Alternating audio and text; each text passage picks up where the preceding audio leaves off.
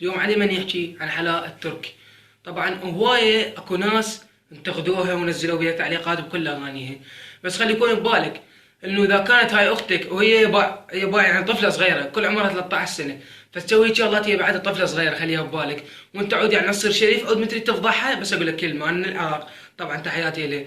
انا من العراق، انت تريد تصير شريف من تريد تفضحها؟ بالعكس، المفروض شنو شو تسوي؟ تمسح اللي عندك شيء تمسحه، وانت تكتب انه هي طفله.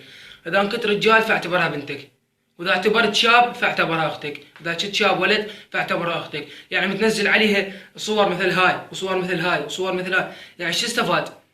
هي طفله صغيره، يعني من راح تنزل كل اي صور تنزلها، اي صور. هي طفله صغيره بعدها ما عبر البلوغ، ما عبر ال 15 سنه، بعدها 13 سنه، وتنزلون عليها فضايح وسوالف وهاي.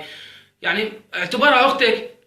وانتم يعني ولد بلد واحد وتكيفون من تفضحوها. البنيه بس اقول لكم شغله، مضغوطين انتم منها، مضغوطين يعني عندكم يعني تغارون منها لين عندها نسبه مشاهدات هوايه وصلت للملايين، تغارون منها، مضغوطين تظل لكم. واعتبرها اختك هاي من داي تحكي عليها، ومن تشوف هذين الصور كلن عليهن. عد ليش يعني انت جاي تفضح وجاي تسوي هاي الغيره شو بتبطلوها؟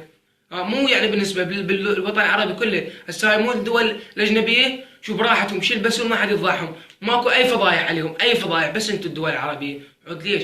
تحياتنا لها وشكرا. انا خاف طولت عليكم، بس حبيت اقول لكم انه يعني هاي الفضايح بطلوها.